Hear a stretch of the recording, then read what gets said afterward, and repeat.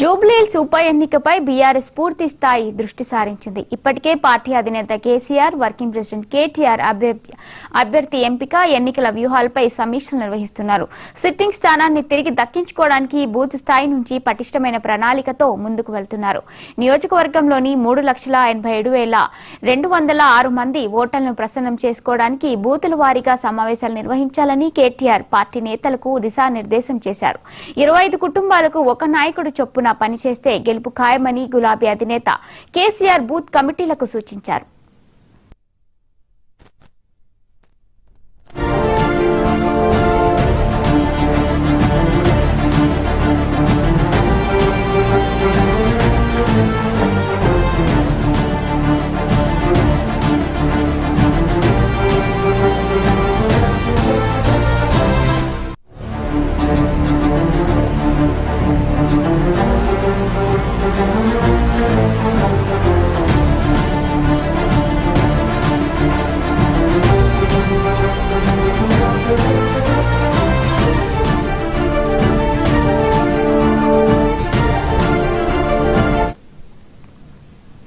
అభ్యర్థి ఎంపిక విషయంలోనూ బీఆర్ఎస్ తీవ్ర కసరత్తు చేస్తోంది. మాగంటి గోపీనాథ్ కుటుంబం నుంచి అభ్యర్థి నిలబెట్టాలని ఇప్పటికే నిర్ణయించుకున్నట్లు సమాచారం. నియోజకవర్గంలో నిర్వహించిన సర్వేల ఆధారంగా మాగంటి గోపీనాథ్ భార్య సునీతను అభ్యర్థిగా ప్రకటించే అవకాశాలున్నాయి. మరోవైపు మాగంటి సోదరుడు వజ్నాథ్ కూడా తాను పోటీలో ఉన్నానంటూ ప్రకటించడం పార్టీలో చర్చకు దారితీసింది. కాంగ్రెస్ పార్టీ నుంచి అజారుద్దీన్ పోటీ చేస్తే అది తమకు అనుకూలంగా మారుతుందని బీఆర్ఎస్ నేతలు భావిస్తున్నారు.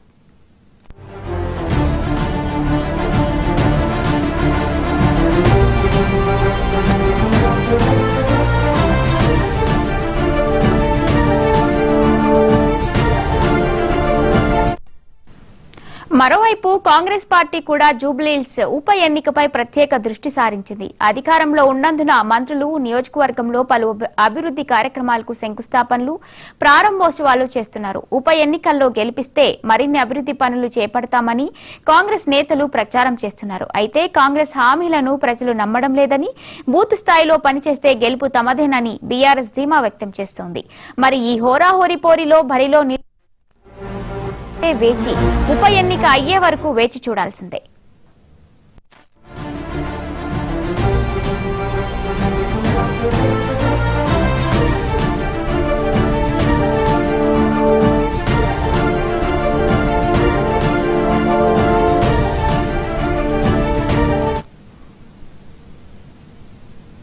జూబ్లీహిల్స్ ఉప ఎన్నికపై బీఆర్ఎస్ పూర్తి స్థాయి దృష్టి సారించింది. ఇక దీనిపై మరిన్ని అప్డేట్స్ మా కరెస్పాండెంట్ రామ్ నరేష్ అందిస్తారు. రామ్ నరేష్, చెప్పండి.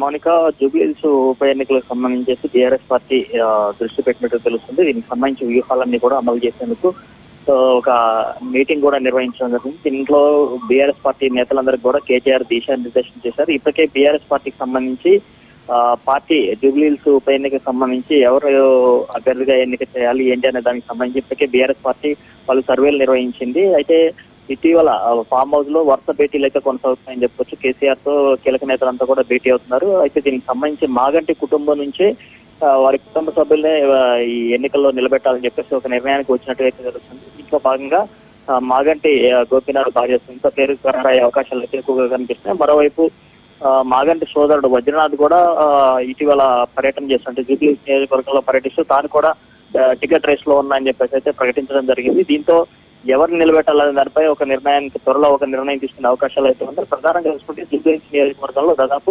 3,90,866 ఓట్లు ఉన్నాయి. ఈ ఓట్లు అనేవి చాలా కీలకంగా ఉన్నాయి కాబట్టి ప్రస్తుతం సిట్టింగ్ స్థానాన్ని మళ్ళీ తిరిగి కైవసం చేసుకోవాలని చెప్పేసి బీఆర్ఎస్ పార్టీ అధిష్టానం భావిస్తుంది. ఇందులో భాగంగా ప్రతి 25 కుటుంబాలకు ఒక లీడర్ చొప్పున బూత్ లెవెల్లో పనిచేయాలి. అదేవిధంగా ప్రతి కుటుంబం దగ్గరికి వెళ్ళేసి బీఆర్ఎస్ పాలనలో ఏ విధంగా అభివృద్ధి జరిగింది, అదేవిధంగా కాంగ్రెస్ పాలనలో ఇచ్చిన హామీలు ఏ విధంగా అమలు చేస్తున్నారు, ఒక హామీ కూడా అమలు కావడం లేదంటూ కూడా ప్రతి కుటుంబానికి చెప్పేసి